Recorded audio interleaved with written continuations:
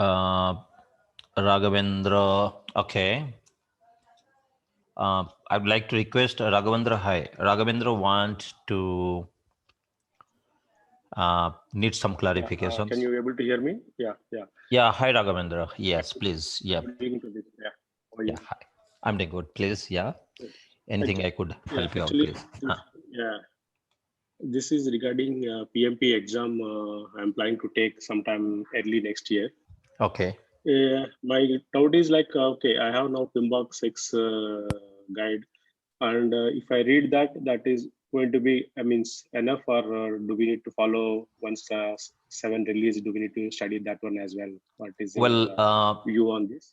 absolutely, yeah. So, Raghavendra, I think that's a great questions because if you are planning for PMP 20, I'm like the seventh edition 2021, and I think whatever you are Yeah. reading now is the sixth edition PMBOK sixth guide, which is Yes, basically yes, we call yes. it 2017 versions. Yeah, it absolutely Yeah, yeah. fine, and as per our community, as per we are belongs to the community of the project and program management. Well, what I heard is that even if you are okay and if you are compatible with the sixth edition PMBOK guide and you are planning for the Okay. exam on the seventh edition, which is on 2021, you it's Okay. absolutely okay. So that is Okay. expected. There are like around 7 to 8% of changes. The entire scope will change, but that will not impact your examination point of views. Yeah. So Okay. Okay. you can I suggest, I recommend, or I feel personally that it's my input that you please go ahead and start preparing with PMBOK 6. Please remember 6. that Okay. whenever there are changes are coming, they won't change the entire structure, or they even do not go Okay. beyond 10%. Like it's hardly 5 or 10 or 7 percentage of um, the entire. Hope you remembered I shared one slide that expected Yeah, in. yeah. Difference. Yeah. Mm. So please proceed Yes, with yes. that. Yeah, yeah. Thank you. One more clarification. In the Please. Yeah. actually in the Pmbok 6, I have seen part two, Huh. where it is mentioned standard for project management. Actually, I don't have the course material for that one, but whereas in the index, I found all it covers the process groups and knowledge areas also. Yes. Yes. What it is exactly? Can you just brief if possible? I Uh, don't know whether it See, is like if, the yeah. standard and outlines and guidelines is basically into divided into the multiple the policies procedure plus the the human resource. Also, for example, when I say it's a professional ethics, one topic is Okay. which is also known as the professional ethics, and basically the standard guidelines which are nothing but your ITTO, input and output, for every knowledge areas and process group, number one. Okay. And the second thing is that, which is Yeah. most important, is that professional ethics. Yeah, there is one chapter or one Okay. topic. I remembered, I will suggest that I have secured very less in professional ethics. Okay. Why I secured that, because we all were into the project and program management, and whenever the questions we are getting it, we correlate to our current practice. But actually, if you see the Okay. PMI standard, they have a different version. I mean, it's like they have a different ideas and outlook that the professional ethics should be maintained in a different approach. It's a purely theoretical knowledge. Okay. So I recommend, let's Okay. not, if you are into the project and program management quite a long time, let's not bring your understanding and best feeling from your practical experience, because in the current trend, and then the political and then the dynamics inside the organization, which is not covered in the PMBOK guide, I recommend you only professional ethics. You please stick to the entire thing, and that comes under your the entire policies, guideline, procedure, standards. Yeah. Yeah. Yeah, fine. Thank you. Yeah. Good. Thank So you. Thank you very much for my that. pleasure, anytime. um, Thank Well, hi, once again, good evening and good morning to everyone. Welcome back to the day 6 of our PMP training. And if you have any queries and questions, please feel free to write to me, or probably you can even try to message me. You can even try to write an email. Probably you can collect my email, and then we'll be connected. Yeah. Good evening and good morning once again. How can we get the PMBOK guide? Well, there are two things you can do now. That if you want to download PMBOK guide, you can go to the Google, download the PMBOK. Hmm? But having said that, you will get the older version of the PMPs or the Pmbok guide. The reason why older version, because nowadays, every Pmbok guide are associated with a password, that some kind of every user can download the PDF, or every member of the PMI, they can download the Pmbok guide, but it would be the password, which is the only confidential to your kind of profile. So if suppose if I'm giving my Pmbok guide to you in the latest version, it will be password protected. And then if I want to share my password with you, then it basically you can access the entire pmi.org, my personal confidential login credential, right? So they came up with something similar to that. But however, fourth, fifth edition, all sort of PDF file, you can download it. Another point, people have scanned it, right? Say, for example, it is related to, suppose, the Pmbok guide assigned to Pratap, and I'm just scanning it and giving it, uploading into the, the Google, right? So, or any kind of website, you can download it from there. But recommended you be a member of pmi.org. $139, right? It almost, if I'm not wrong, it close to 8 and 9,000 rupees. Yeah. And be a member, you can download your books, and that will be password protected. All right, hope that will help you to get into the the Pmbok books and guide. Yeah. um, Study material, Narasimha. I have shared the first version, whatever I have given to our stakeholder. Probably you need to collect it from them. I've already shared the PDF version of the document. Yeah. uh, yes, yes, absolutely, you can also get it from the Amazon. But Amazon, I think, see, there are a couple of versions are also there, but I recommend that is an extra price you are paying, Madhavi, right? If you have purchased it from Amazon, then the Pmbok guide, is it the printed copy? I am pretty sure you must have received the printed copy, or you have received the Kindle or the software version. And you no need to pay extra, because once you become a member, that's my understanding. Once you become a member, uh, you can directly get a free copy downloadable, right? You will be a member, you will get the benefit of a member, and also you can download your Pmbok guide. So that's how I feel that it is good. You can go to Amazon and download that material, or get it order for the printed copy. But I recommend once you become a member, by default you will get a free copy. Yeah. Yeah. Okay, that's get Madhavi, Light. If you have secured 472, is it the Kindle version software or the printed um, copy, Madhavi? Okay, and is it from the Pmbok guide they are giving in the latest version? That's great. I think if you are getting it, then I need to check from Pmbok if they have really updated something. Yeah, I think when Sunil Parasar become the CEO of PMI.org, and basically he is an Indian, right? So, and he made a lot of changes into the PMI stuff, starting from your website, the logo, the design, that book. And once Sunil joined as a CEO of PMI, Sunil Parasar, I'm pretty sure you must be knowing him. He also took a company, like acquired a company which is known as DAD, Disciplined Agile Delivery. Yeah, so DAD is the one of the agile platform. They took it, they bought it as a Disciplined Agile Delivery. Now somebody might be thinking, hey, you know what, we are the PMI and we know about the PMI.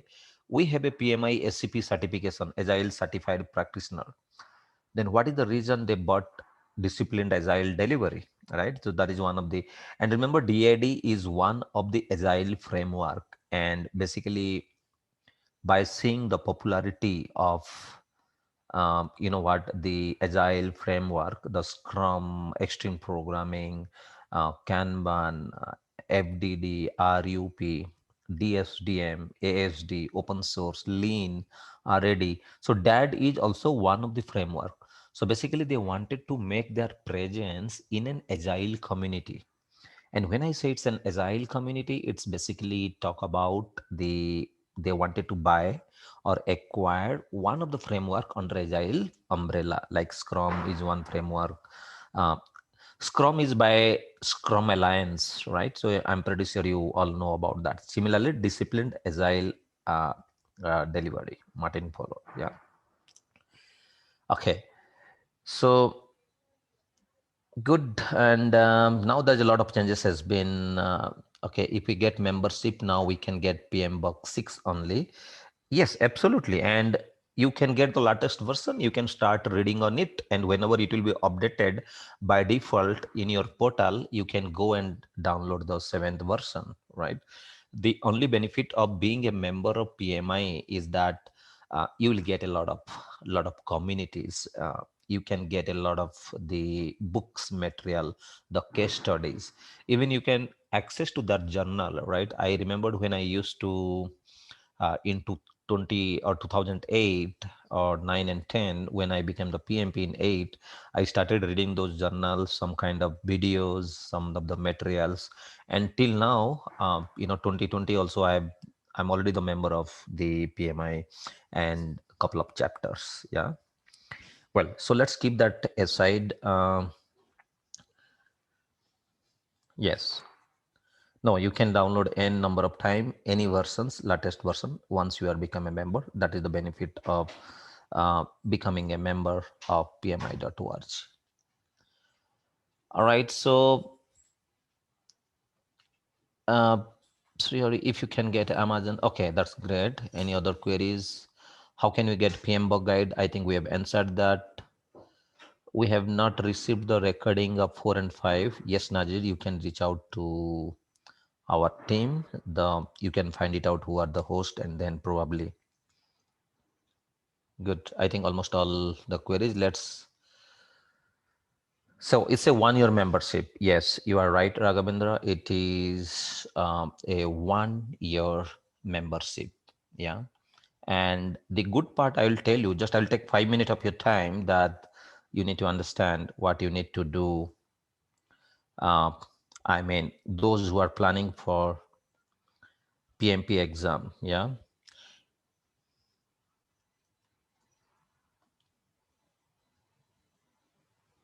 This couple of minutes, 5 minutes, those who are planning for PMP or probably preparing for the project management exam, is that, well, a couple of point. It's a very quick. Remember that you need to remember all the formulas, whether it's a planned value, actual value, BCWS, whatever is, like, the CPI, SPI, the IRR, internal rate of return, net present value, and, uh, lot of other calculations we have. So the formulas part. So formula part, you no need to worry. You just understand me that whenever I explain about the formula, just remember that I have a very good composed, or the document which I can share with you, so that you just remember those point and you are done with the formulas. And I have prepared that in with all my inputs in a decade, last decade, with all latest plus the old calculations, and you can go through that. Well, so let's remember all the formulas. Going forward, I think we have almost 20 more hours or 25 more hours is pending. So you need to remember those points as well, number one. And remember all these ITTO, input and output, right? For each and every knowledge areas and process group, you need to take care of that. Okay. Couple of point I said that during the last, I'll say that for an exam point of view, but today, how you start the preparation from the day one. Start reading the PMBOK guide, but do not read it continuously, like step by step or probably line by line. You need to just overview that. The tricky part, which you can provide to your brain or your knowledge or your learning point, learning curve, is that you need to connect the dot. So what is the connecting the dot? For example, I have in the knowledge areas or probably in the process group. Like say, for example, I have in initiation phase, for example. If somebody asks me that Pratap, under initiation, what should I do in the initiation process group? But I remembered in my brain or in my thought process that under initiations, I have the knowledge area like integration management. Under integration management, we have the basic thing is project charter. And then the another point is that identifying stakeholder. So initiation is pretty easy, and in the real time scenarios, most people or the most of the project manager are not directly involved with initiation phase. Yeah, having said that, the most important part for you, me, and all the expanding project managers or the those who are learning about and to want to be the project manager and want to be certified as an PMP, the planning process group, executions, and monitoring controlling. Because remember, under closing, you have only close project phase. So initiation, keep it aside. There are nothing much you should be worried about at this moment. Even the closure phase is pretty simple. It will we'll just discuss that and it will be easy to remember. 3 point or the three process group which you need to take your utmost care is that planning, executions, monitoring, and controlling. The another point, okay, this is one of the tips. Do not read the entire books at upfront because you need to visualize the entire end to end to pass to understand the PMP is sorry the Pmbok guide. You always have to memorize the input output and collecting the knowledge area and process group. The moment you are done with that, what I did last time, I showed you one page, right? The entire chart of the project management process group. I've remembered that end to end. Do not read PMBOK guide, connect the dot overview only. That is more than enough. Do not buy much of the books because in the market you will get a lot of books. Please do not do that. There is another books available which I followed and I have seen multiple Rita Mulkai. But if you think that RITA Rita Mulkai Mulchay, so that is the one of the good books, right? Two books you can do that if time permits. If you are done with these two books, then jump to the third book. Otherwise, I recommend, it is always a good practice, keep reading, repeating the same books continuously. Like what I did, Pmbok guide 3 times and Rita Mulkai also 3 to 4 times. I've already gone through. Second tips, you prepare the lot of question set, yeah, formulas and simple exam question as much as possible. Yeah. Well, having said that, I remember that in 2008 I practiced close to 3000 questions. Yeah, and I've not remembered the question and answer, but I knew that what is the problem statement and what is expected outcome, and that is the reason. That was one of the reason which I cleared my PMP in my first attempt, and early in my career, almost 4.5 5 year in that time, in 2008. Yeah. Well, so formulas by heart you need to remember. Why somebody, you may be thinking, why should I remember the formulas? Uh, so I'm like, so by heart, because you won't get much time to do the calculation during the exam. There are 200 questions you have to appear, and the program or these questions formulas will take time. Just remember the formulas and just apply those techniques during the exam. Do not exercise more because you need to pass the exam. Okay. Uh, Pot estimations, like for example, optimistic, pessimistic plus, like optimistic plus pessimistic plus 4 into most likely divided by 6. That also, like similar, you need to, well, there is one question or couple of questions is may come up, right? So expected to come in the gold plating, because this is what I learned from my mentor, that gold plating, they wanted to emphasize that you as a project manager, not no need to take care of your extra functionalities or the better quality providing to your customer. Whatever the quality standard defined, the agreed with customer. You just need to follow those specifications. But if you are thinking that I'll give something gold plating and my customer will be happy because they never defined in SOW neither, you can give a recommendations, you can get that. But however, it is most important that you no need to focus on gold plating part. Yeah, we'll discuss that. What is it? So this is just a tips. And the examinations, as I said, 200 questions per hour. And if you see approximately 80 seconds per question, roughly, right? Roughly 80 seconds. And 80 seconds is very small time frame. I'll tell you that if you see the fraction of 80 seconds, which is roughly 1 minute 20 seconds, and you know what, reading the question will take like 10 to 15 seconds, and by thought process and all, you left around 1 minute to answer one questions. The problem is not only one question 1 minute, but also the problem is that it's a continuous process. Your brain will become so kind of the tired out of certain exercise number of questions, so make it very quickly. And the second phase, what I did a mistake actually in the PMP exam, which I recovered or didn't apply for PMI SCP exam. For both the exam, first time I have cleared that. Uh, Now in the PMPs, actually I was slow early into my question set. Actually, we should not do that, because if you are slow and if you are cover the time, it will bring some kind of anxiety in your system. Better quick as possible. And also remember that there are 25 question is pre-test question. No mark will be assigned.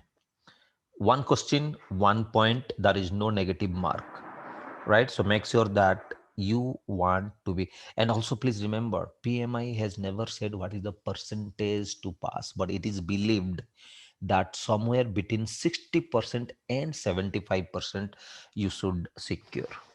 Now I remembered when I participants of me, those who are practicing the question set, which we have the module, we provide them the 3000 question set, practice it, and different module wise.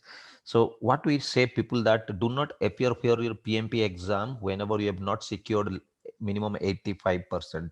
And the trend is that those who are securing 85% is even more, and they are passing the exam. Almost 90% I can say is a positive case in terms of passing the exam. Those who have secured 85% of each and every exam in the simulation exam, which we provide to the the different client. Yeah, well, no discussion on that. Understanding your exam report, okay, that is the now the old one, but now they're coming with a little bit, we'll come back to that little point. Yeah, so let's not discuss in detail. I will uh, share with you at the later point. Good. Okay, so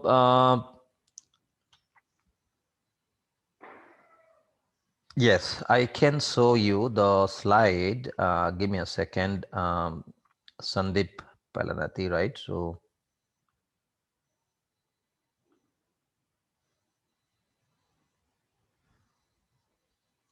uh, hope it is visible to you if I'm not wrong.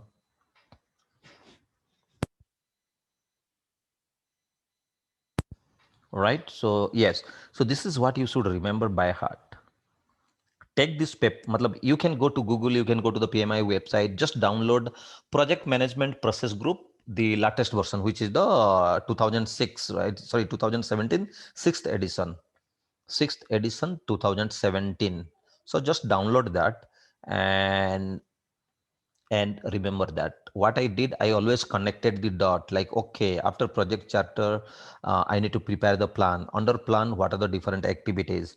Then the preparing, this is the management plan, right? So then we need to go for the scope planning, right? Then the from scope, we need to come back to the schedule. Schedule is nothing but your time. So you need to remember this. I hope this is what Sandeep I was talking to. Yeah. Okay. But anyway, don't worry, we have enough document to share with you. Okay, so let's go back to the slide and let's complete our Let's complete the pending training so that we can keep proceeding. Well, right. So if you have any queries and questions, please feel free to pause me, or probably you can put that in the chat box. Okay, now somebody, you need to also need to understand that what are the different physical environment for an organizations. Like say, for example, uh, if I'm at the project, if I'm the PM or I'm the kind of company who are into the different multiple the project and program management, then I need to take care of as a project manager. I need to also consider sometime is my environment. So environment can be the multiple environment, like say for example we have a physical environment and also we have a the virtual logical space. What is a virtual logical space? For example, uh, I'm going to the cloud and I'm using Amazon, or say for example Azure as a space in the cloud. Those who are into the constructions or any other, because I'm just talking about one of the areas where every applications are going to the cloud. And but again, that is also the logical space, that is also the environment. Yeah, number one. So that is called as virtual logical space or the environment. Sometime what happened, the physically we need the infrastructure point of the understanding. For example, if I want to go to the Afghanistan, or probably if I want to go to Pakistan, or say for example Syria, right? Syria as a country, and then I want to, for example, create the pipeline project, you know. And definitely then I need to take care about my the political, geographical, as well as the current environment, and then the situations like, so infrastructure excuse me, the project locations and all sort of point is also to be required. Climate of the land, please remember it's a physical environment, because whether it's a very, if I want to take the water pipe through you know Dubai, or the UAE or the Gulf countries, you need to think about what are the climate, how much hot, basically if you, those who have been into the UAE, Dubai and all, it's extreme hot during the summer. Even those, I've been to multiple times there, and I've seen the even the garage and all are centrally AC, right? So what I mean to say is that you need to take care about your climate of the land, the topology of the the geographical distribution of the country. So these are the physical environment which you need to take care at this point to before you deliver that, or before you accept that project as a project manager, it is required for you to take care of that. Well, couple of questions may come that what is a physical environment, how you as a project manager would like to take care of that, and they will give you scenarios. Yeah. Okay, good. So now let's talk about the next point, which is what are the different criterias to select the project. Suppose I'm the project manager, and so for example, I've given a choice that I need to select or consider the project is success of the project, whether can you take up the project or not, or do I need some kind of feasibility study before taking the project into considerations. So there are four criterias you as a project manager need to understand. Well, what are those four criterias that project can be selected, whether it can be accepted, go ahead, or it to be averted, like stop the project, or let's continue the project, right? So this is what you as a project manager should also understand that. Now, the interesting point is that there are four areas. One is that NPV, net present value. So this is an overview I'm giving, but we have another slide whenever we go to the cost and other, we have the entire detail example. But for the time being, let's understand what is NPV, net present value. Yeah. Well, so we have a net present value. We also have the IRR, which is known as the internal rate of return, CBA, cost benefit analysis, and payback period. Yeah. Well, so slowly discuss about, let's come back to the first point, which is also known as the NPV, net present value. If somebody asks you, you know, what is a net present value and why should I consider as a, as a project manager that, uh, how it brings the difference to me as a NPV. So NPV is nothing but like, uh, if somebody asks you that about the net present value, right? You just need to tell that what is the current expected outcome, or say, I'll give an example, but for the time being, the definition wise, what is the expected outcome as of today? Whether it's a, uh, or in another word, I can say, for example, I am constructing a building. I have taken a land, yeah, and I want to calculate my net present value. So how to calculate? Because I do not know whether I want to stay in my the building or I want to rent it out. There are multiple storage buildings. So what should I do? I need to calculate net present value. So net present value is the value that what are the expected future cash inflows or the cash flows. For example, uh, I've taken the flat, say for example, 90 lakh, and if I'm spending that money 90 lakhs today, then down the line, like my expected outcome for cash flow for the three-story building, and say for example, if I've taken that land and then every apartment or the floor wise, I will get 25,000 rent. So my expected future cash flow can be 25 into 3 storage, which is the 75,000 per month, right? And you need to calculate for the, so per month, say for example 75,000, and roughly assume that I have spent 75 lakh for example, and then to get this 75 lakh, we need to wait for at least the 10 year or 12 or 15 years to recover all the entire money. So net present value, it talks about what is the current value, or not, forget about the current value, we'll get confused because these are the tricks. What are the future cash flow, that just remember. And future cash flow can be positive and can be the negative. I give an example. You spend 75 lakh for example, not 90 lakh, for example 75 lakh. You constructed a three-storied building expecting that 25,000 rent will come from each and every floor. There are three-storied building, so 75,000 is expected age up today. Because if I complete after 2 years, I may get even more. But age of today, I'm expecting that I will get, as per the market standard, is the 25,000.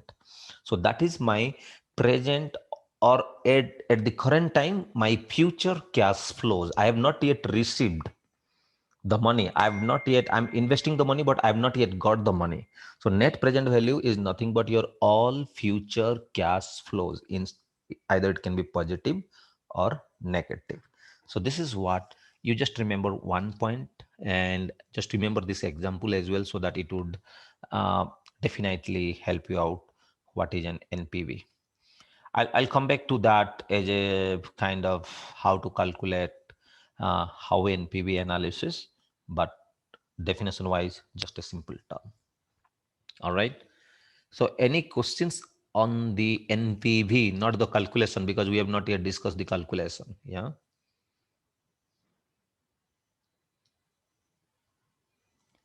As I said, yes, as I said, NPV is why NPV as a project manager I should use, because as a project manager, I should always understand and find out or determine or determine the future cash inflows, net present value.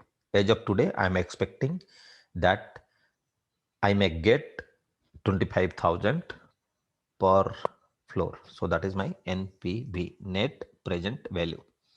If any question, please feel free. Okay, NPV is month, Manmat, how much got return? No, not got the return.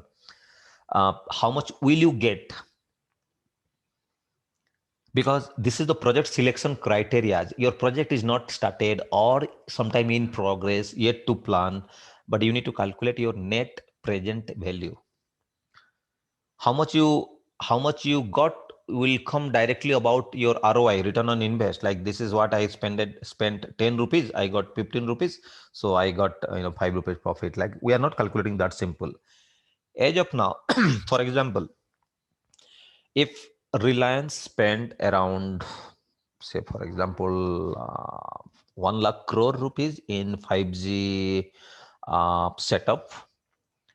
Now, why Reliance, Mukesh Ambani, why he would like to spend so much of money? He has not yet received. Do you know that 5G is still yet to be like kind of operative? Some areas it is getting operated and some area yet to be done, right?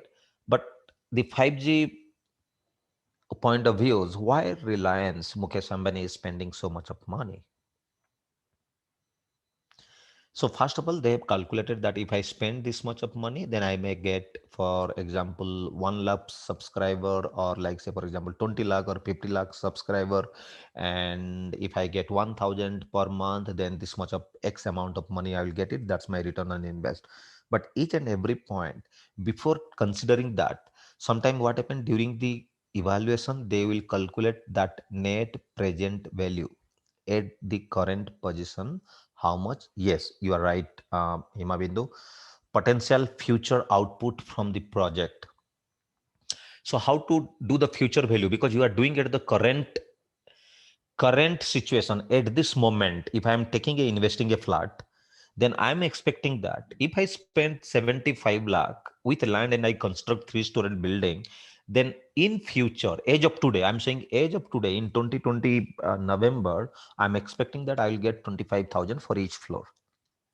Who knows that if after 2 years, if my project completed, I may get 30,000, that's fine. But current state, in the current scenario, my net present value is what is the expected. Please remember, net present value is not the money which I got or which I received. No, it is I will get it in future.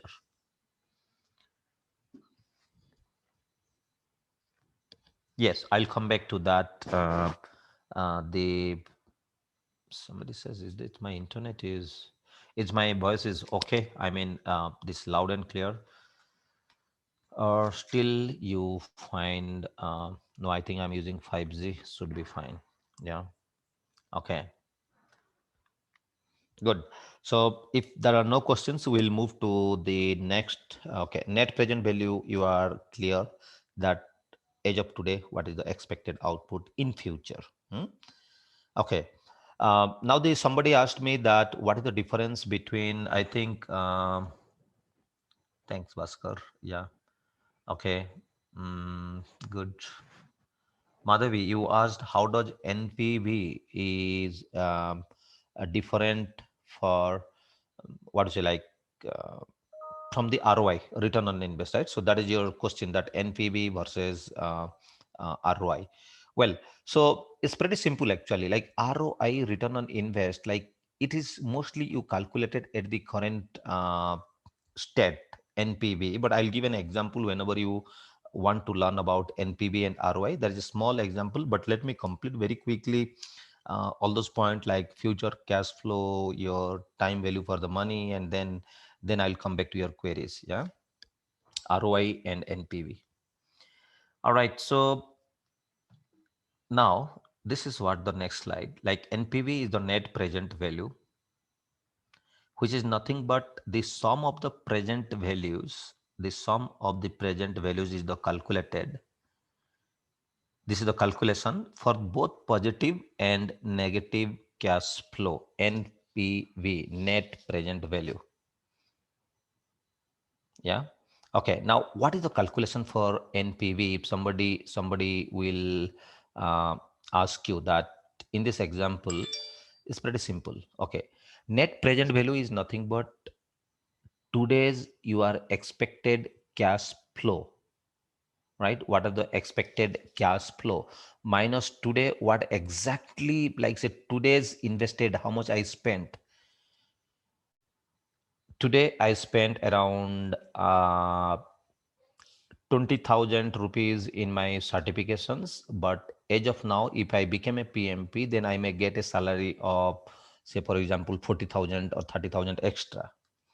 So my expected cash flow that I'll get extra 50,000 if I do the PMPs. If I get extra 50,000, it is immaterial whether you get yearly 50,000 extra or monthly. It depends on your, the lot of other aspect. But assume that you are getting 50,000 extra. Uh, and once you do the PMP cost is 20,000. So net present value is nothing but your 50,000 minus 30,000, sorry, 20,000, which is nothing but your 30,000. So this is a very fair basic calculation.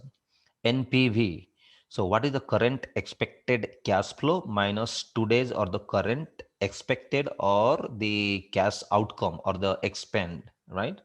The another point, sometime they calculate it.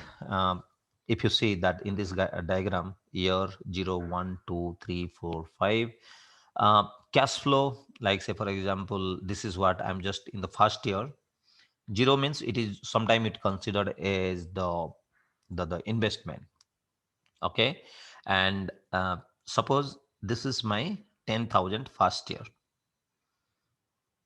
Okay, positive cash matlab it's I'm spending, for example, and then the second year you can consider it's also the outcome, but I'll not discuss on that aspect as of now unless and until I explain a case study to you. But 10,000, uh, say for example my present value is that 10,000 I'm expecting, second year 20,000, and then the third year I'm expecting 30,000, and then the fourth year 40,000.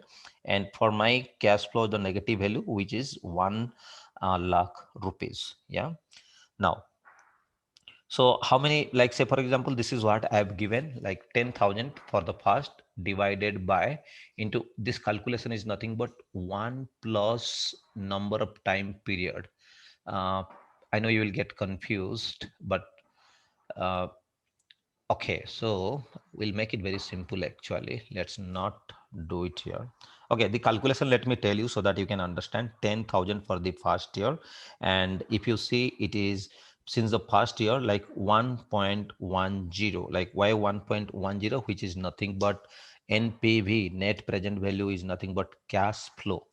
My cash flow is how much? First year I'm getting 10,000 divided by, right? So 1 plus I, like 1 plus I means, say for example, I means uh, what is a discounted rate? Sometime what happened, the return, right?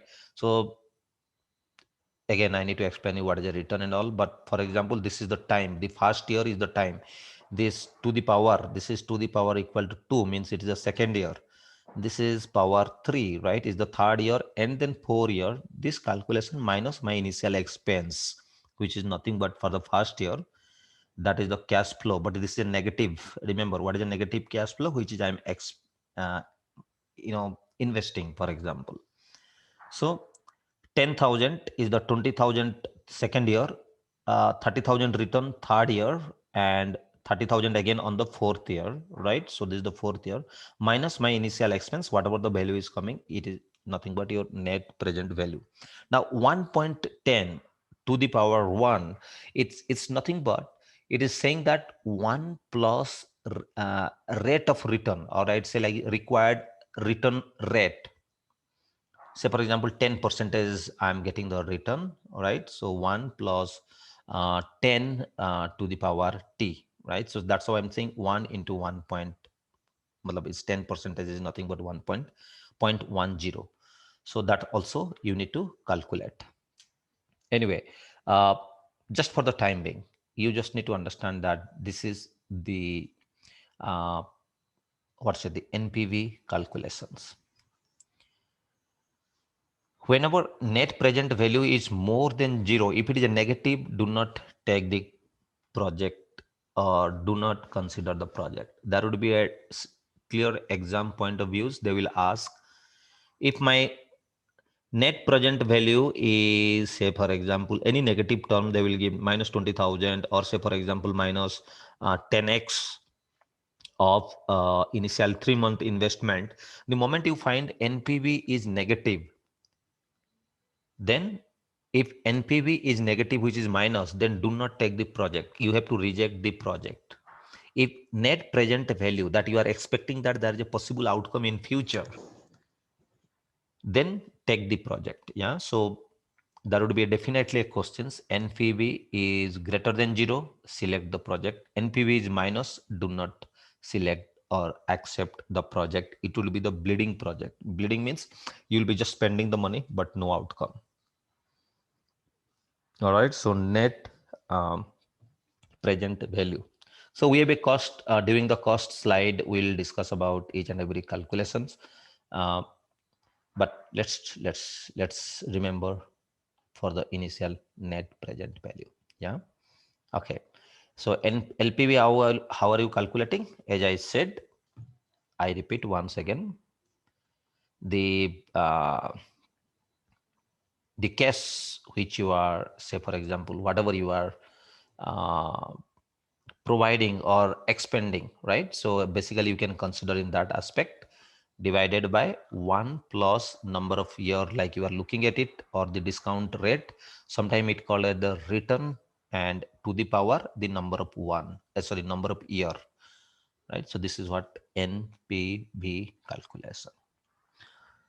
Okay, for me, when I started my initial the NPV calculation, what I did is that I've taken a case studies. Case study means like from couple of questions, and I started estimating that, calculating the similar fashion, so that it became easy for me.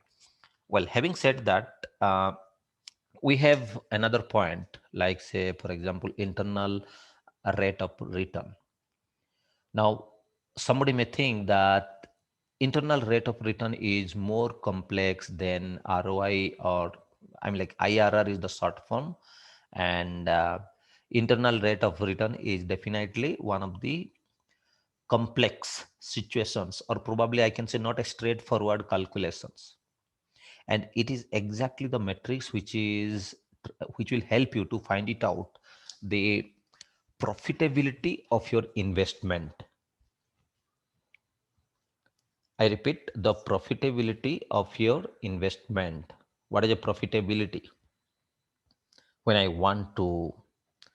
I'm spending 75 lakh, I'm creating a 3-storied building, and you understood what is a net present value, whether I should take it or not, right? Okay. The second point I need to discuss about that, internal rate of return is nothing but what is the minimal or the discount rate. What is the minimal or discount rate where all the cash flows will be zero? It means, I repeat, okay, okay, let me give another example so that you can understand. Earlier, we used to pay the, the 1 GB data or 2 GB data, or the internet was very costly. I hope those who have used the mobile and all, or probably say like call tariff was very high and huge. And then when the Vodafone, Ideas, Airtel, BSNL, the Geo then again came into the picture, what Geo did, Geo offered a free plan and tried to grab the as much as possible to the people, right? Since there is a lot of competitions was happening, everyone tried to the compete with each other, and they reduced the price. Earlier days the cost was very high, but nowadays it's unlimited, is very less price, even internet and the call tariff. But have you heard that anyone went down and saying that unlimited call, unlimited internet, 99 rupees or 100 rupees? No, they have not given that. Why? They can still try to find out, figure it out, some of the, so internal rate of return says that After certain discount offer, if I suppose I'm giving an offer discount, that suppose Reliance think that I will give 299 is the lowest for unlimited plan. And tomorrow, if Mukesh Ambani decide that not 299 to grab the market, which is my 199 rupees or 100 rupees, let me get more customer. They cannot do that. First of all, the regulation, forget about the regulation, but coming back to IRR, internal rate of return says that you can give a specific point or the discount till a specific point. After that, what will happen? If you give further discount, your return will be close towards the zero, or you will not get any discount. Sorry, any profit. If you're if you give such a discount where your operational cost and your in or your cash inflow will be less than the operational cost, then basically you are running in a minus, right? So IRR talks about that the similar condition. Internal rate of return is used to find out the discounted rate, the lowest discounted rate at which the net present value will equals to zero. It means you cannot further give any further discount.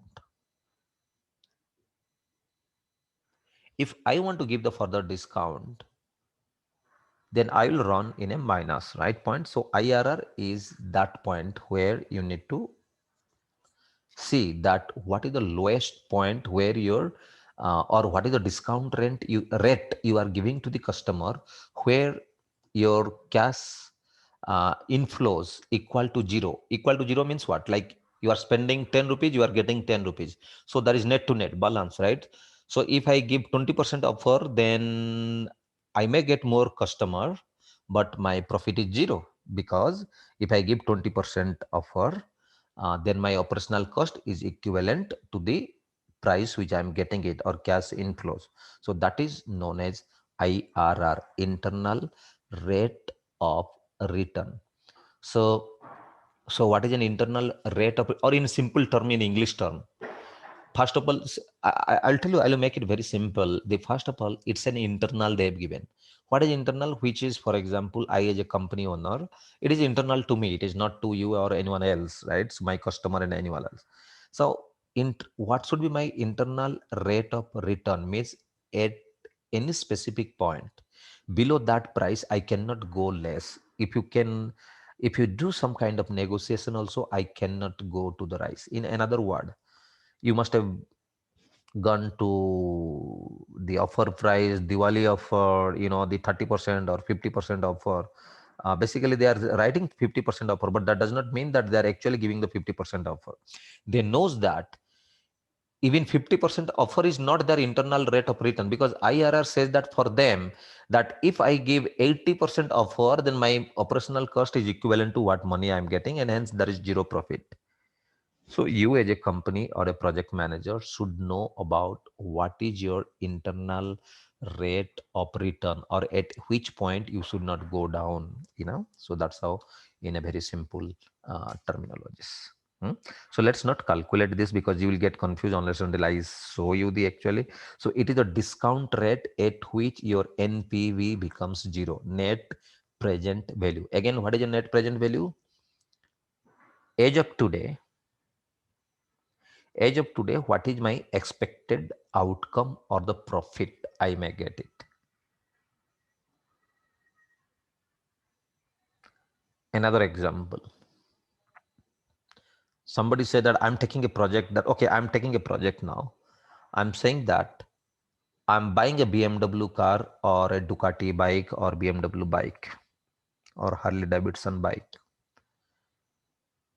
But that is for what purpose I'm taking it. I'm not giving my rent, or I'm not giving it anything. That is for my personal use, right? Now here, your net present value, your IRR is not applicable, because it's a expense. It is not for a business. It is not for your monetary calculation or evaluation. It is just your personal use, right? So you cannot calculate IRR, NPV and all. But the same, suppose I took the BMW car and I took it to the Taj Hotel, and I'll say that let you use my the BMW car, and for all your guests, and then I want to get the money out of it. In that case, it converted to the business money, cash flow. Yeah. Then I come back to that. Okay, IRR, internal rate of it return, or net present values calculations. Okay, so I hope this clarify your doubt. If not, please feel free to. Okay, uh, can you take gold rates per day? Is the best example. Sorry. Okay. Uh, yes, Madhavi, but gold rate can be converted into.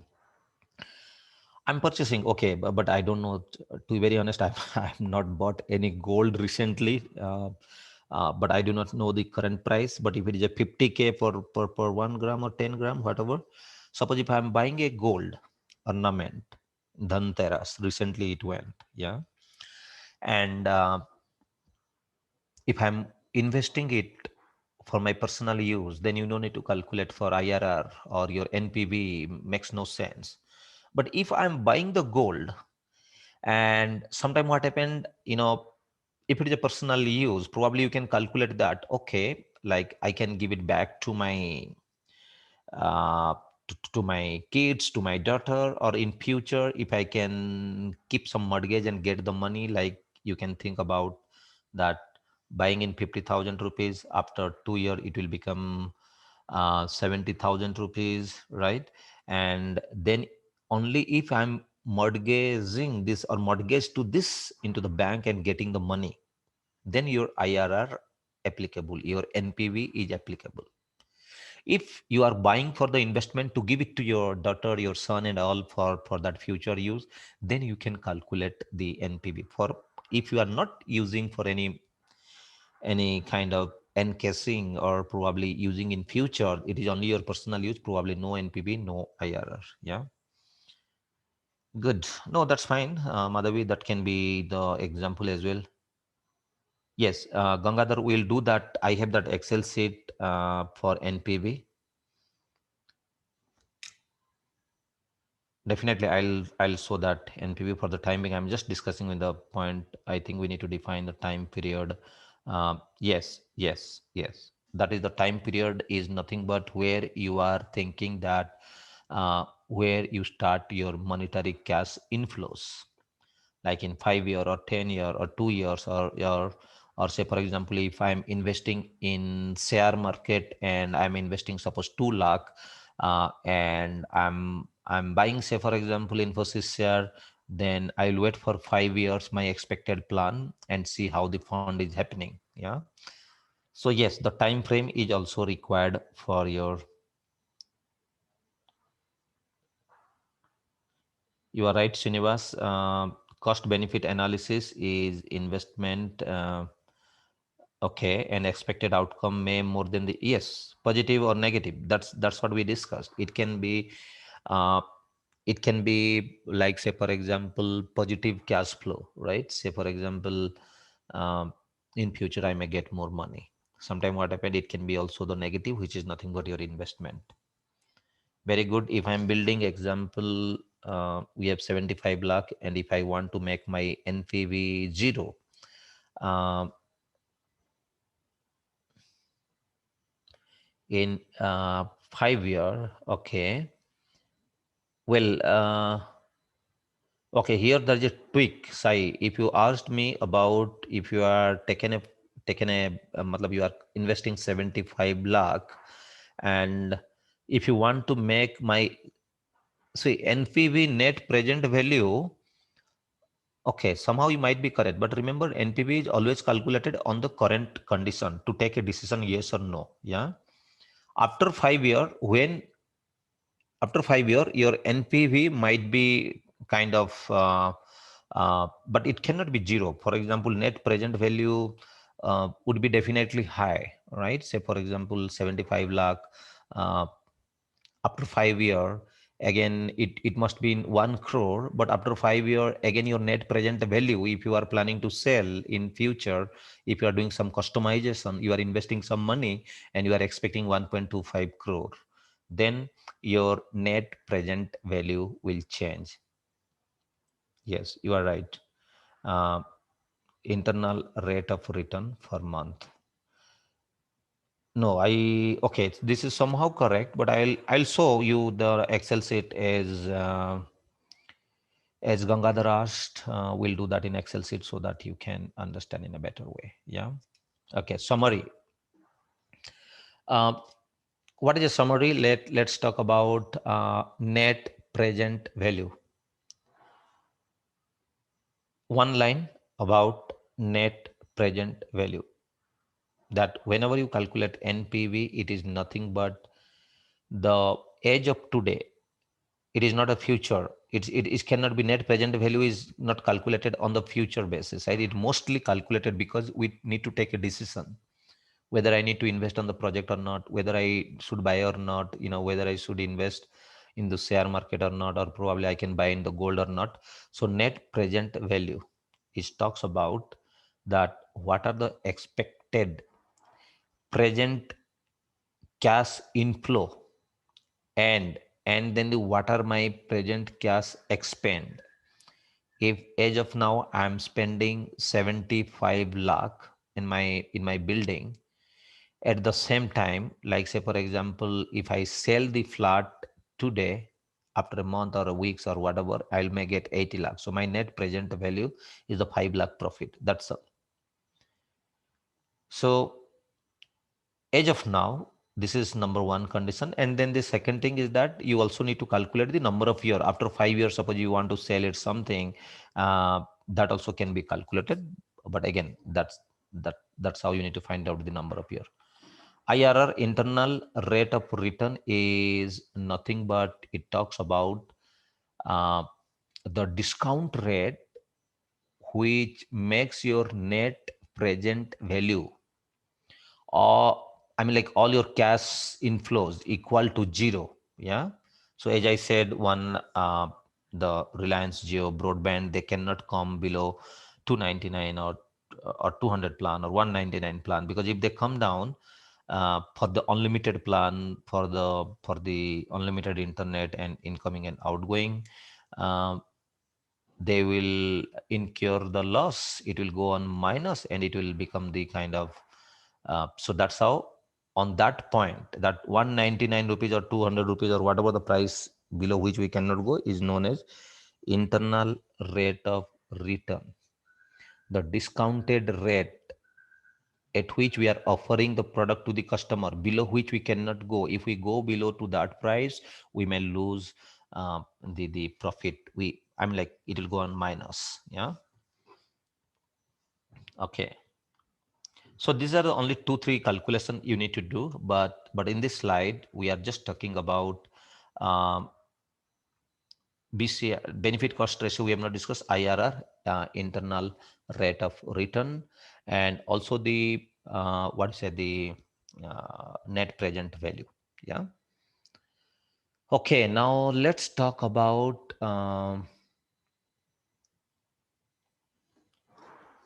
Okay, someone asked me what is, let me answer now. What is the difference between NPV, net present value, uh, or internal rate of return, and ROI? So,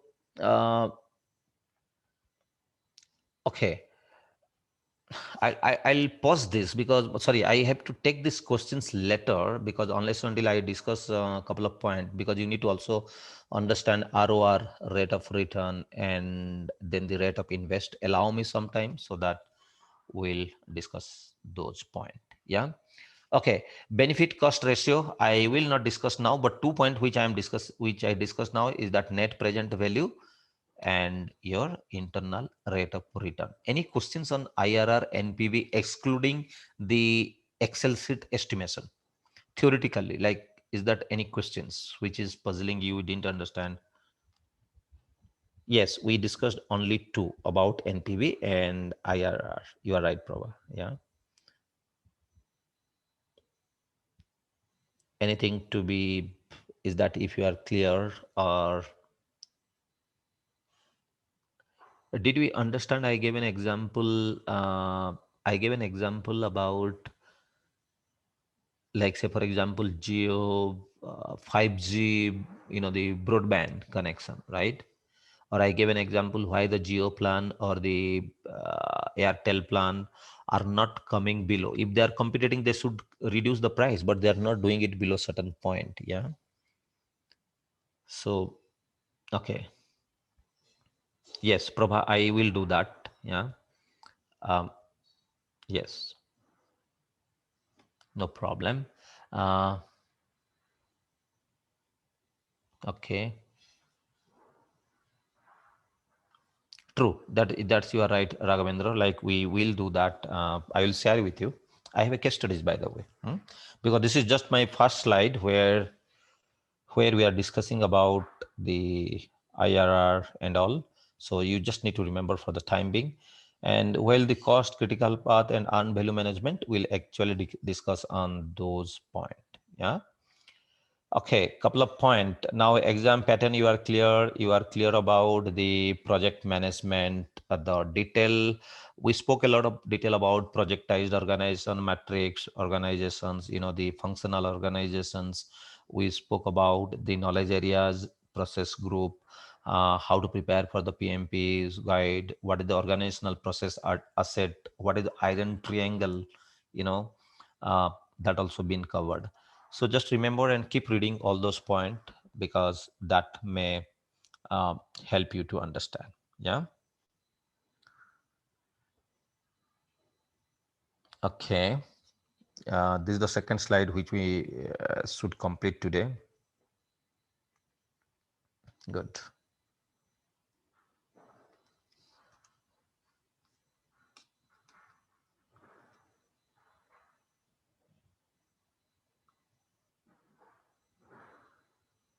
Yes. So project management, then we need to go to the cost management at the later point. Organizational influence will come later, but let's start with one of the scenarios, which is the scope management. Because if you see, the entire thing, do you know what is the knowledge areas? The second knowledge areas is known as the project scope management. Yeah. Integration, scope, time. From integration point, please remember, we have already discussed about project charter. I showed you what is the template and all. But coming back to the scope management, um, let's quickly talk, which is nothing but your second knowledge areas after integration, scope management. Okay. So today's agendas is that we will talk about the second knowledge areas, which is the scope management. From the chapter point, it should be the 5. Yeah. And knowledge areas in detail about scope, and if any practice exam and questions that we'll discuss today. Okay, so let's everyone welcome to the project scope management. Now you have a project charter, you have a project evaluation like NPV and IRR has been done. You understood what is an organizational policies, asset calculations. I mean, like iron triangle and everything. Let's move to uh, the discussing about scope management. Okay. Uh, to know about the scope management, you need to learn connecting the input and output, like tools, input, output, tools, and technique. ITTO. So ITTO is the nothing but your input, tools, technique, and outputs, right? So this is what, whenever I say ITTO, input, tools, technology, and output. All right. Okay. For that, I prepared a case study scenario. And let's assume that I'm pretty sure I've taken the current topic, which is the COVID-19. I hope this would be easy for you to understand. Well, suppose if you are designing an app and your main goal is that, say, for example, Ayush Ministry has given the app to install in your Aptamitra and a lot of other detail, right? So to install in your mobile. So let's implement the scope statement into this current scenario that you want to design an app, mobile app, to find it out where is the hot spot or where is that lot of infections, how many people are not feeling comfortable, and see that your nearest location or the areas, the number of cases identified. So that's how we do in the app, right? So you must have installed that app. Okay, now Indian government to want to help the country's digital community, like taking help from the digital community, like any IT product or the project. And what is the goal is that they want to control the spreading of COVID-19. So what they did, the government did 2 days workshop with multiple vendor, right? Say for example, the IT giants, all these companies came up with their ideas, their proof of concept to the government of India, that this is what we should do the app, this is what look and feel, this is what the Apta Mitra should do, that this is what the connectivity is, the different look and feel metrics, KPIs and all. Now, so suppose for example, your team from your organizations, basically they got an application approval that you will develop the Corona Manager product app. What is your goal? To make sure that this product is to be, or the application to be installed by the citizen of India, and they will have to provide their input on their health.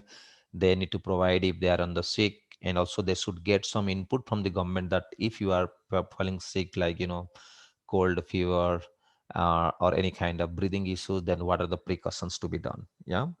Now you got the project. The good part is that now you are selected as a project manager or the project lead to develop the product. Now, what are the first thing you need to do? So your project charter is ready. You got selected to deliver the product. Someone has already calculated the project profit, the project financial detail, which you presented to the government of, the Ministry of Health, and you got the project. Now, the first thing you need to do is that you need to make sure that your scope has been identified. Yeah. Well, so during the case studies, what they did, actually, this is, I have taken it. It's a actually a real one. So this is not written or probably from the thought. This is what I have taken it from one of the case studies, which is happening now. So during the weekend 21 and 22 March, the Indian government organized the digital community to, the virus versus the virus hackathon, and Indian government also organized some kind of challenge to mitigate the COVID-19 pandemic. 3,000 individuals from the different organizations joined the hackathon, and also the programmer, designers, everyone, like almost out of that 3,000 member or the team, the almost 1,000 COVID-19 challenges were presented during the hackathon meeting. And from there, 1,100 submissions from the national ministries or the Office of Civil Protections and the other bodies, right? So they submitted the final proposal. Finally, government decided you are going to deliver the Corona Manager. You have to make sure that you have a digital anti-COVID-19 strategy to be implemented in your app. Okay, now what is the biggest challenge? You are a project lead. What should you do? Okay, now make sure that the scope of the product or the project, and then the quality in terms of the metrics, in terms of the number of infected people and number of recovered and number of disease, number of the kind of not comfort or not feeling well in critical. So every data you need to make sure that you need to collect and provide in that. uh, you know okay, now what did you do? That for that, you the step followed as a project manager, that you first have to define the functionalities. So to define the functionalities, you need to first find it out what are the different source of the requirement and how you want to present it. What is your mock-up design, the look and feel of the mobile app application, and of course the user experience, like where should be the button, the next button, the image would be coming from the Prime Minister of India, and the Ministry of Health logo would be there, and somewhere they should calculate and provide the input. Somewhere the people should be notified with a flash that the number of infected area in 500 meters, 1 kilometer radius, 2 kilometer radius. So all sort of the things you need to decide before you start delivering the product or the project, right? So this is what we did it actually. And once you are done with the entire kind of evaluation or hypothetical statement, right? So you created a prototype, and that prototype sometime what happened, should be the internal, because the prototype is can be used both internal and external. So sometime you get a project confirmed, then you do a prototype to make sure that everything is working fine or not. Sometime before getting a project, you need to prepare a prototype and give a demonstration to customer, get the project. However, having said that, in this case prototype is for internal operations or the point. So you need to make sure that you are delivering or probably collecting the data and providing the output. Okay, so let's now I'm a project manager, and my goal is that I'm just doing the project scope management. So what are the things I need to do as a project manager? This project is on. Now I've been assigned and I need to start the project. Please remember, nothing can be done unless until your requirements are gathered and can be, it's already processed. Hypothesize, hypothetical statement has been done, customer requirement analyzed, or the stakeholders requirement has been understood properly by the statement of work or the initial requirement. So I need to do the three things first. Collect the requirements, pretty clear. So where should I collect the requirement? I should collect from the different government agencies, NGOs, those who are collecting the data using some data science or some kind of analytics. Number two, then you need to, from that you need to define that what you want to deliver and what you do not want to deliver. That is known as your scope statement. Scope comes in two parameter: what is inside the scope and what is outside the scope, right? Boundary, which is known as the boundary scenarios or the business logic, which you should develop and which you should not. Well, once you understood the scope statement, the with initially SOW, with inputs from NGOs, with input from the different the government of India's the governing body, the from the hospital, from the news, from the different sector.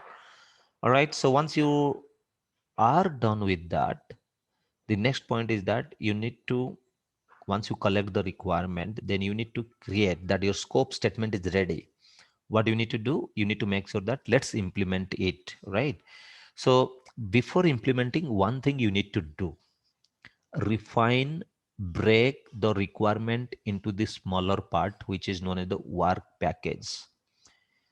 So this process of breaking the scope statement into the granular format with the more detailed version of the requirement, with with the exact input and output expected, the smallest granular requirement is known as work package. And breaking the SOW or the top level requirement or high level requirement to work package is known as WBS, work breakdown structure. Okay, so now for this mobile app, you have not only understood the requirement, but also you know what are the steps are to be delivered by your team. So you need to make a smaller list of the requirement to be delivered by you. So that is known as WBS process, right? So just remember that uh, you know what, these are the three steps you need to do as the under planning process group, under scope management. Scope, but you are planning it, right? So, and then we'll go back to the next point, that step number one, collect requirement. We already discussed. From where collecting the requirement, as you know, from the SOW, from the input from the Ministry of Health, from the different areas, and then also define the scope. Break the entire high level requirement into the smaller part, into the work package, and that work package is process of breaking the big requirement into the smaller work package is nothing but WBS, work breakdown structure. Well, uh, once this that you start implementing, please remember under scope there are two things you need to do, but that comes under monitoring and controlling. Is that sometime you need to verify the scope, whether the application of the Corona or the COVID-19 app, which I am doing, Apta Mitra, for example, is that I am delivering, which is some of the requirement which are out of scope. Then you need to verify it. Sometime what happened, am I missing some of the critical requirement or as per the SOW or the kind of, the scope statement? So that comes under monitoring and controlling under verify scope process. And finally, if you find anywhere that you have missed the requirement, then you need to re-add and renegotiate or probably replan the entire scope. That is coming under the control the scope. Sometime if you are delivering something beyond what is customer or the looking from the COVID-19 app, probably COVID-19 app, I no need to take the control from what's happening in Europe region. That will not help to the team. That might be a message, but in Europe, what help is happening, it may not help. But yes, in COVID-19 app, you can say that the vaccine starters by AstraZeneca, right? Or vaccine starters by ICMR. So that may help, that may relevant to Indian geographical, the point.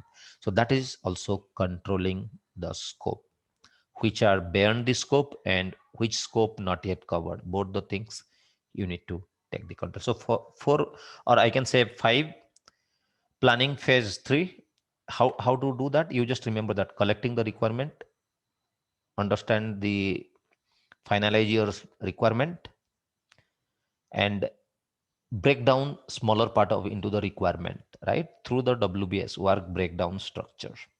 Output is work package, the smallest granular part. So this is the three part under the planning, two part or the two areas, two activities under monitoring and controlling. So well, now, when I said that from the examination point of views, it looks very simple, theoretical, but if you remember this, you can actually cover the entire question set. And if you lose the thread that collect the requirement before defining the scope, create WBS is after defining the scope, probably it may kill a lot of time. Probably you may select a wrong answer. So just remember whatever they have given. Collect, define, finalize, break down into the smaller part. During execution, check if it is out of scope, inside scope, something is missing, something is gold plating. And if you find something which is missing and something which is gold plating, make sure that you control the output. Yeah. Make sure you descope. If it is missing, you need to replan, add the requirement once again. Yeah. That is the control scope. Well, having said that, this knowledge areas is most important part. Okay, good point is saying no to additional work not included in the project or not part of the project charter, right? It is actually, you need to say no, those which are not as per the SOW, no more. This is known as uh, sometime, uh, I mean, like no more gold plating, NMGP, I said first time, and no more bleeding project, NMBP. So you need to consider as a project manager that no gold plating. Okay. So scope management is a project management concept, collection of 5 activities, 3 under planning, 2 under monitoring and controlling, and under knowledge area scope management. Then we have planning the process group. That's all. Yeah. So verifying the scope under the control. So you just need to remember these are the point. And the moment you remember, you are done with your understanding. And the rest, you can go theoretical English. They have written very well documented aspect of your PMP, and you keep reading from your examination point. But without connecting the dot, please remember you will get lose kind of in the entire scenarios. Any questions and queries, team? Okay, we have Srinivas. WBS is nothing but your work breakdown structure. Yeah, it is a work breakdown structure. So, what is a work breakdown structure? Like, for example, I want to construct a building. That is my output or the requirement. Now, to construct a building, I need to take a land, right? Step number one, or the activity number one. The number two, that I need to take the legal approval. That number three, I need to connect to one architecture about the number of storage of building, front layout, side layout, back layout, design, everything. Yeah, the dimension wise, each direction or which direction you want to do it. So number three. Number four, I need to connect to the contractor, or probably I need to buy some kind of the guys with some raw material like bricks, rock, cement, whatever is required. I need to do that. Number five, once, so number six, once it is done, construction has been done, then I will do finishing, coloring with Asian paint. I need to take care of with some kind of, the interior designer, right? So they will take care of the finishing touch, and then the fittings, right? So all accessories. And number six, seven is that finally you do the some gruha pravesh kind of things, right? So breaking the big requirement into the smaller part is known the smaller part, like uh, acquiring the land, getting government approval, preparing the architecture design. This is known as the work package, the smallest part, or one small component. So the process of breaking the big requirement into the smaller part till work package is known as work breakdown structure. Yeah. So this is known as WBS. I hope it is clear, Srinivas. Any questions, Srinivas? If it is clear. All right. Prabha, my doubt is when we started the project, the building estimate might be 1 crore. However, it may be vary by the time of completion. In that case, uh, okay. Um, Okay, good. Right. So your assumption is that you are spending 1 crore. Well, but as of today, it is irrespective of how much we spend after 5 years. I'm spending now is 1 crore. As of now, my budget, my plan is 1 crore. And as of today, if I sell it out or if I rent it out for whatever the process, say for example, I'm getting X amount of money. So that is my net present value. That if I construct a building 1 crore, investing the money of 1 crore as of today, if I sell it, I'm expecting that I may get 1.2 crore. But you are saying that suppose after 5 years, 1 crore might change to 1.25 crore. Yes. And at that time, your NPV that I have spent 1.25 crore after 2 year or 5 year, on that specific day, but on that specific day your return also will change. If you are spending 1.25 crore and you are expecting that market price is changed after 5 year or 2 year or 3 year, and you may get 1.40 crore, right? So definitely the net present value is saying that you are spending 1.25 crore, getting 1.4 crore. So 15 lakh is your cash value or the profit value or the marginal. So that's how you are calculating the net present value. Yeah.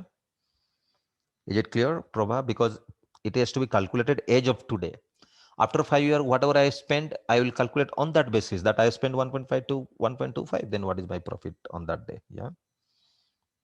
Okay, good. And then Upender Reddy. I hope NPV and IRR both are used to decide the. Yes, you are right. NPV IRR used to decide that should I invest on this project or not. If I'll go for 100 kilometer away from like Telangana or Andhra Pradesh or and all, and I go to the forest and I'm spending 1 crore monies there, right? I got a very good land. When I was in Visakhapatnam or somewhere, I saw that one of the film star. I'm not sure it is not Chiranjeevi, but there is another good actor. Yeah, he spent a very good land areas in a hill areas. It is very near to your. When I was returning from Kailasgiri or something, on your right side, I forgot the actor name, but he has invested that a good money in the hilly area, like it's a entire hill area. Now, if you spend that money, he might get the return after 20 year or 30 year or 5 year. But as that specific days, net present value is zero. If he has taken the invested money of 5 crore, right? And it's a land hilly area where the upcoming plan for the road, some kind of project will happen only after 20 year or 5 year or 15 year. So there is no output as of today. As of today, I'm just spending the money, thinking that in future something may happen, but we cannot evaluate because that area's parameter or attribute cannot be evaluated that whether it may really do something good or improve or not. In that case your net present value is zero, right? So you should not take that project. But sometime blindly we say that okay, we may get it or we may not get it, let's invest that. Yeah, yes, you are right, Upender. Npv and IRR used to investment of the project. uh, yeah, yes, you are right. Ramanayadu story. Yeah, you are right. Venkatesh, you those who have said thank you very much. Direct message to me. It is Prasad. You are right. Kiran, you are right. Venkatesh. Uh, he also did some Hindi film. Yeah.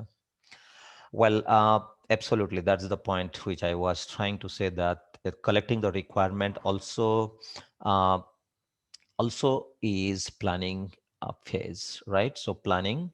Uh, Let's talk about now collecting the requirement. Where is the collecting of the requirement? Let's go back to my previous slide. This is collecting the requirement. Now you need to connect the dot. Please remember project scope, collecting the requirement, and under collecting the requirement, and you know, right, what is the next and the, the sequence. Now under collecting the requirement, under collecting requirement we have the first phase under the planning is let's first collecting the requirement. And what are the steps is required for collecting the requirement? Number one, okay, uh, the when I start as a project manager, there is something known as the hypothetical statement or the business output estimation process. Like hypothetical statement means if I want to take a land, suppose I'm in the Venkates and I'm taking a big areas in a hilly areas towards the right side of the road, and then he has a plan that I after 5 year or 10 year I'll create a film studio. Yeah, so, or say, for example, I want to say, for example, considering that the area wise it is good. So what he need to do, he need to first collect the requirement through hypothetical statement. Because why a hypothetical statement? It is a kind of when Venkatesh invested that money in that specific area, in that area, it was nothing. I'm talking about in a decade before when I was at Visakhapatnam. And but he has a hypothetical statement that okay, let me take that in future I will plan it, but today I cannot estimate whether I will do something, whether I will get profit or not. It is just a kind of investment purpose. Yeah, I don't have any Npv, net present value, no IRR, but what I have is my hypothetical statement. If I get a good pictures, if I get a good movies, if I get a good deals, if I government comes, someone else comes as a chief minister, then I may get the good appreciation or utilize this as a film city. So this is known as the hypothetical statement. If there are no favorable, I mean, like no favorable condition is the political condition, then there is no film city, then probably I can keep it as my own resorts kind of thing, right? Hypothetical statement number two.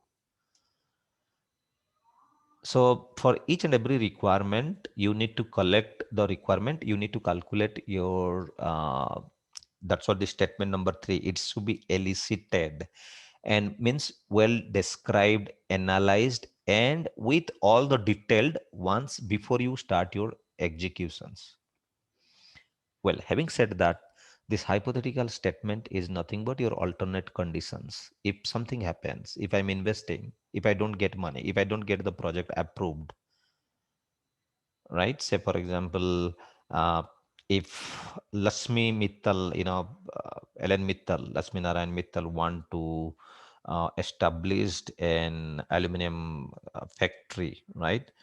And he invested the money. What will happen if the earlier chief minister or anyone else didn't approve the product or the project? Or the what will happen if it gets to the if the area get or becoming the Telangana, what you said, the capital, then the price will go up. So these are the hypothetical statement where we do not have any definite calculations. So collecting the requirement also associated with some hypothetical statement, which is nothing but need to be the requirements need to be explored, analyzed, and documented. And from that, you start writing, breaking down into the smaller part. And while breaking down, please remember you would also need to consider the cost, schedule, and quality part. All right. Now, collecting the requirement for can I go and collect the requirement without my project charter? No, I cannot do that because project charter is one of the legally approved document for me, and before that I cannot go that, yeah, to do some kind of implement it. Project charter is nothing but your legally approved the document to proceed further. Now, to collect the requirement, these are the techniques I need to do. Interviews, no need to discuss. Go discuss with your customer. Focused groups. Okay, I want to create a film studio. Then suppose if Venkatesh is planning for a film studio, for example, will he go to ask those who are working in like pharmaceutical the people from the pharmaceutical, or whether you will go to talk to the farmers, or whether you want to go to the kind of uh, like say film unit like Chiranjeevi, Allu Arjun, or whatever the condition, like he need to go and write discuss with the current the stakeholder, the community, the film community. Now, so that's how the focused group, it makes sure that who are your actual focused group, which is nothing but sometime we call it is the personas. Personas are nothing but if I want to discuss about the PMPs, can I go and talk to the someone who is a kind of building the I mean like interested in doing the photography? Makes no sense, because for him that how to photography is makes more sense, right?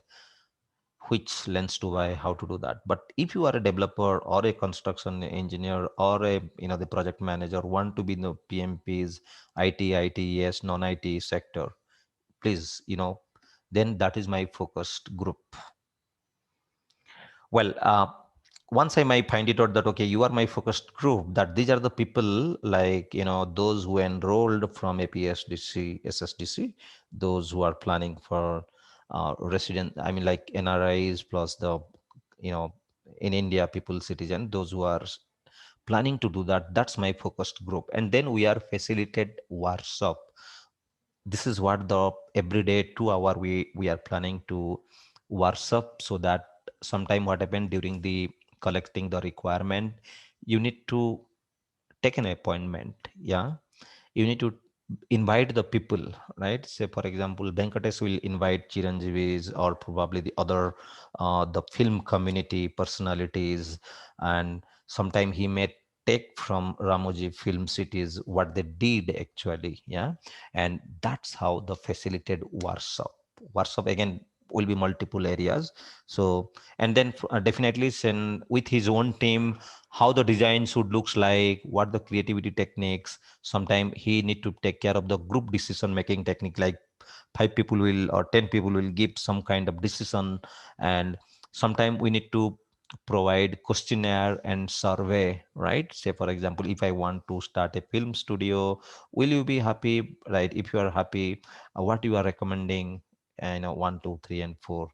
So all sort of questionnaire and survey observation, then you create a prototype and start with the next process. So these are the tools and techniques. Just remember that whenever you get the document. Input, project charter, tools, technique, these are the point for your collecting the requirement. And output, no need to discuss, because the collect requirement, collection of requirement is nothing but your document, your traceability matrix, your requirement management plan. That's the entire output of your collecting the requirement. Yeah. Well, collecting the tools and technique, interviews, one-to-one communication, focused group. As I said, the subject matter expert like Venkatesh will go to the film community, right? So he will take input from those the similar the kind of mindset, like SAB, subject matter expert. Facilitate workshop, and then after that we need to have a dedicated workshop with the stakeholder to get the things done. Well, uh, another tools and techniques, because now I'll bit go fast and it will be overloaded to all of you. Please make sure that you understand what is a brainstorming. Brainstorming is nothing but it's a war room. Brainstorming, uh, if you go to the assembly, if you go to the parliament, if you go to the your state assembly, if you go to the Rajya Sabha or whatever that, right? So people, the brainstorming, like they shout, irrespective of whatever they do, that's not good. But people is a war room. They share ideas. They come up with the different ideas. They kind of shout, raise voice. No, that's not happening. We need a different approach. So brainstorming is nothing but to gather the ideas from the multiple people. Well, sometime what happened, brainstorming may not work. Like if I allow that in assembly, I want to vote, okay, let's vote who will be the kind of speaker of the parliament or the state assembly. Then everyone will be keep shouting that I need the people. Then what we need to do? We need to do the mute mapping or the vote, right? So voting techniques. So everybody will be on mute and vote to someone. Similarly, in the real-time scenarios, people, those who are coming for the brainstorming, they vote for a new ideas. The more is the number of vote, it means the more credibility of that ideas or the requirement. Sometime what happened, the Delphi techniques. So Delphi techniques means what? Like say for example, um, you know uh, if I want to create, if I want to be a certified PMPs, what should we do? Then all those keen people, those who are really planning to implement PMPs tools and techniques, they need to form a group, WhatsApp group. I believe you all did that, right?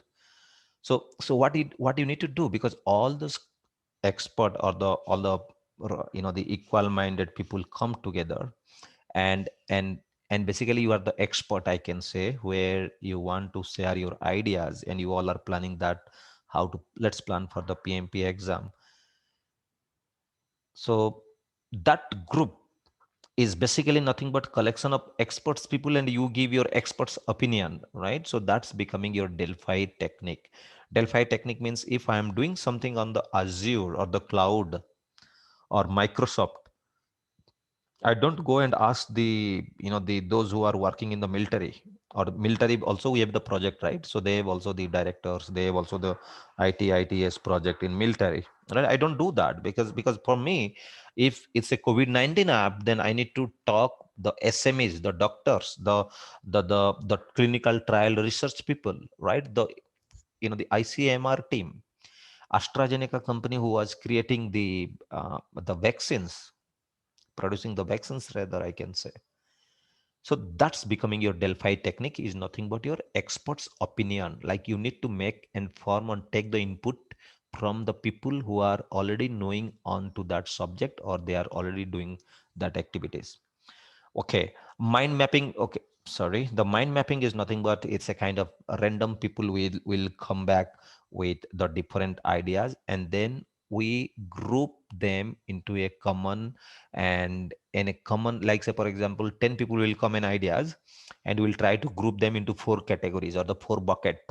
So that's becoming your ideas and mind mapping. Well, Affinity diagram is nothing but when there are a lot of ideas are copying, as I said, you need to group and converge to a single ideas, right?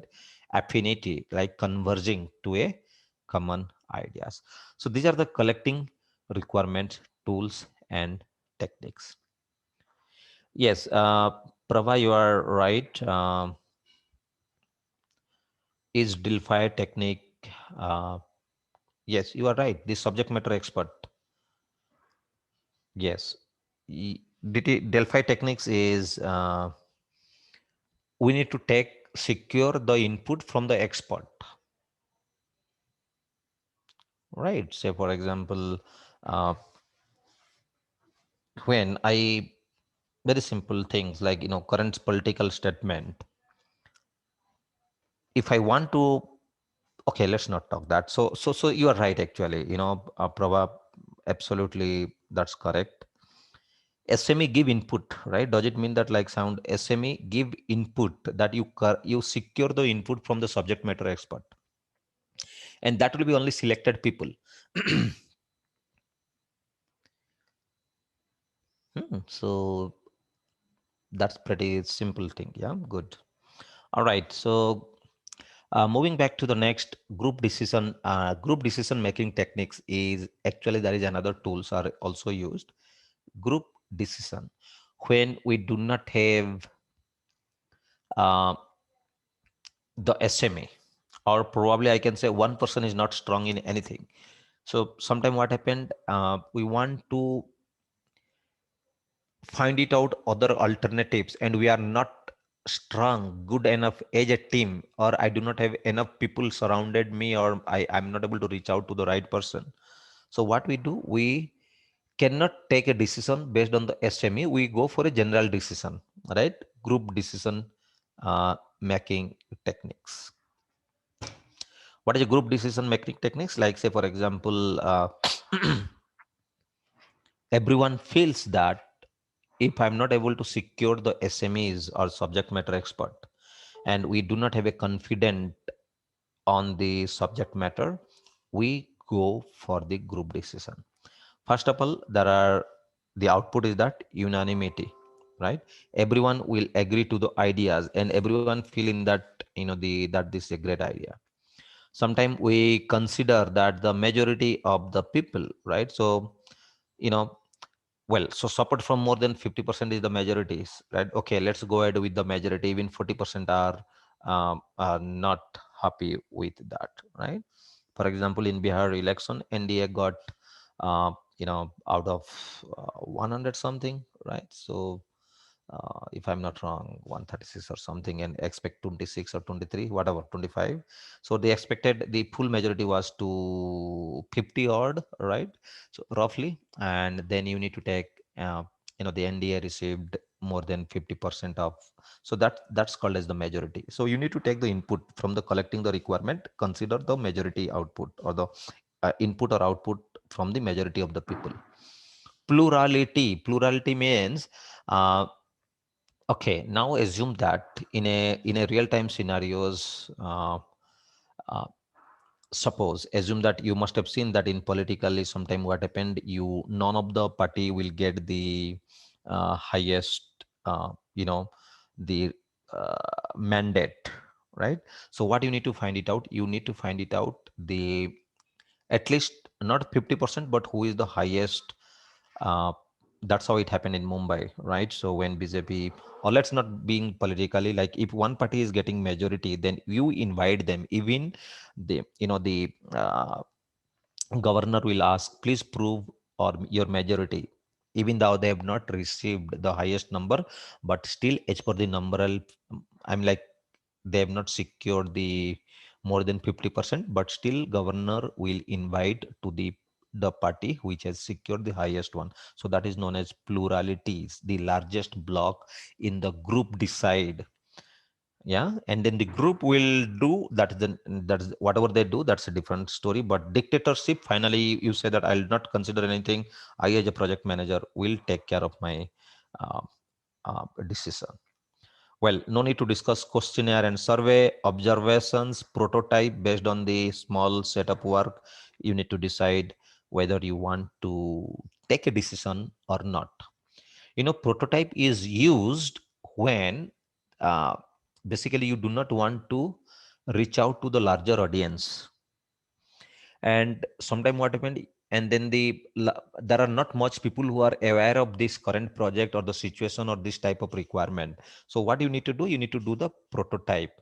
Prototype means to secure your understanding early before, because say for example, if Elon Musk from the Tesla, uh, and if he goes and asks everyone that I want to create a car which is the driverless car, right? He won't get the right feedback from the people, because people have not seen the car which is driverless.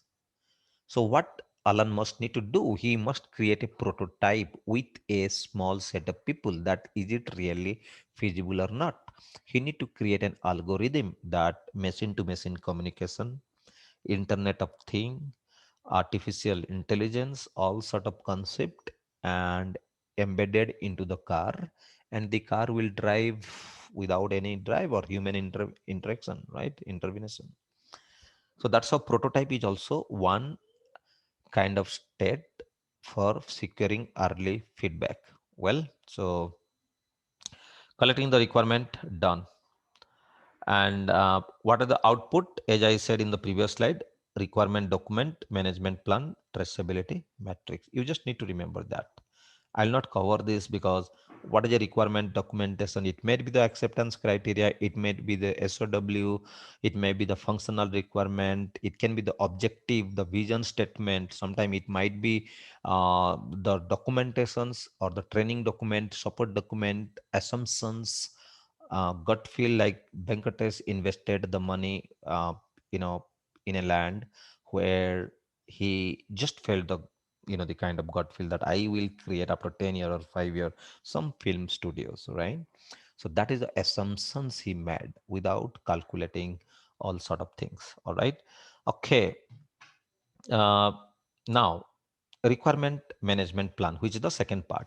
Documentation is done, requirement management plan, and traceability matrix. Till now, any queries and questions? Sorry, I'm just going a little bit fast to make sure that we complete the entire thing.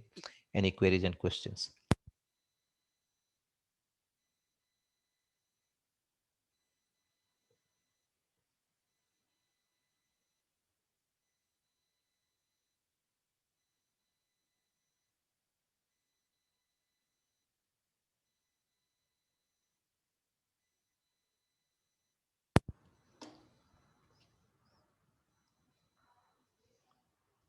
Okay, that's a good thing. Okay.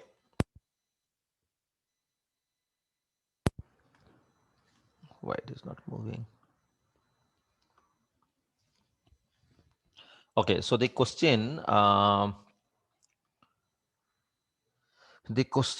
from Gangadhar, that requirement document is a sign of requirement. No, requirement document is not a sign of document.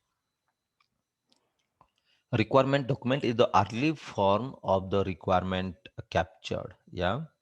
And once it is requirement is collected, basically once you under the scope management, Once you collect the requirement, hope you understood there is something known as the define scope and create WBS. The output would be the sign up. Sign up means like agreed requirement document.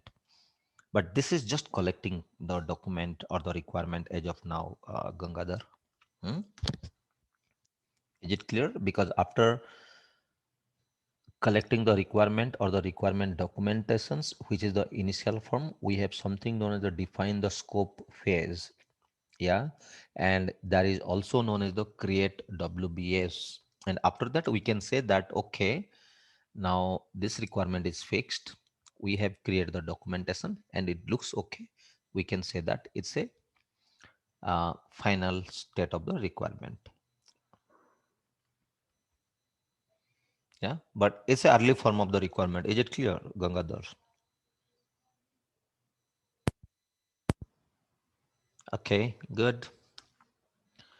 Now collecting the second output is that the first output of my the collecting require output is that requirement documentation, but this is still yet to be not finalized because this is the initial state of the requirement with acceptance criteria. The second one is that requirement management plan. Well, requirement management plan is have nothing to do with your the end user, nothing related to your customer requirement. It is more or less requirement. It is more or less towards the project management activities. It is not required to be known by your people, your developers, or probably any other stakeholder. Requirement management plan is one of the document which will help the project managers that what to analyze, how to analyze, and what and how to document the project requirement throughout the entire life cycle. So this is just one of the parameter for the project manager to use a document for for his or her internal purpose. So it means project manager always refer the requirement management plan, how he or she wants to manage the requirement and the requirement documentations. So for example, uh, your project manager should know that how the requirement should be planned, whether it should be planned as and when is requested, or every requirement to be planned upfront and then through change control board or the CR change request process. And it can be tracked like based on the NPV, I mean like, sorry, not NPV, based on the planned value, actual values, or what is the forecasted for the requirement, or what is ROI, return on invest for the requirement. So he has to take care, like he or she need to understand that what to be planned, how to be planned, to be tracked, and what to be reported to the stakeholder. How to prioritize the requirement based on the what is the prioritization of a requirement. For example, uh, you know uh, before before delivering the gas pipeline gas pipeline to Europe countries through Pakistan, or probably I can say through Iran, right? And if I'm going sending it to the US or any other countries, say for example the gas pipeline, then I also need to take care of the prioritization process. Is the country's mandatory or the legal process? Without that, we cannot proceed with any project. So the prioritization is that to secure all the government approval, because if I'm planning to uh, uh, you know the gas pipes should go from Iran to US through Pakistan or Afghanistan, just for example, then I need to take the approval, secure the government as well as the all political and security purpose from Afghanistan and Pakistan government to make sure that everything is in place with all those treaties signed, agreement signed. Yeah, so that is the prioritization process. All right. And then what are the metrics, the traceability structure? Traceability is nothing but, whenever if I want to find it out, any requirement, what is the parent, like for each and every requirement, for every work package, there should be the parent associated. Excuse me. Well, so this is what the requirement management, and then the traceability metrics, as I said, requirement, this requirement is coming from which business need or what opportunities or what are the is connected to which goals and objectives. Yeah, good. So requirement connected to which business need, opportunities, or the business objective, from the current smallest requirement or any requirement to which project, what are the project scope, and also the WBS work breakdown, structure, delivery. Similarly to the product design, product development, test strategies, all sort of things are required as well.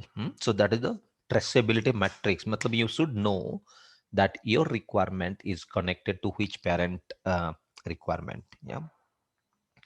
Good. So these are the couple of simple I'm like exam questions, but you should get, once you get this document, you can go through that document. For example, project manager uses a facilitator to gather opinion from experts, right? Which of the requirement collection tool? So remember, expert is nothing but Delphi technique. You can call Delphi, but the widely used pronunciation is the Delphi technique. Delphi, yeah. Delphi is the right one. Correct answer. All right, so we have the other question which I'll share at the later point. uh, any queries and question? I think we are done with. Anyone having any queries? I'll just take a couple of minutes. Yes. Uh, Raghavendra, is it whose mail ID? Is it my or I'm also available? Yes. Good. All right. So, uh, good. Yes. Yes, yes, Bhaskar, the our plan for this training is that I think someone asked me, I don't know whether I've shared it or not. See, now we are entering to the knowledge areas because basically today, integration management, we are almost done with two process group. First, we'll cover the scope. Like, let me show you that. We have a couple of minutes. I know we are running short of time, but for the time being, this is what I'll share you the plan. We are going to scope management, right? And then the schedule, which is nothing but your time. From time, we'll go to the critical path, and from critical path, we'll go to the cost management, and then finally the time, because but the schedule is can be only defined or can be done only when the previous has been completed. Well, so after that, we'll go for the HR management, communication management, which is most toward the theoretical part, right? So we'll try to cover that. And what I'm trying to do is that connecting the knowledge areas with the process group so that it would be easy from the examination point of views. Uh, no, Bhaskar, this training not happened this weekend. Basically, we are calculating Monday to Friday, and basically it's a 35-hour program, and every day we are doing it 2 hours. We'll see, like we'll ask opinion. If we want to complete before November 30, then we have 5 hours to be adjusted. If not, then we'll continue even after November 30, right? So it's a 3 week, 2 hours per day plan. Um, yes, Pratap, I would like to request I think our team, host team, they can share the recorded point. Yeah. So you can just write a message to them or mail to them. They will do that.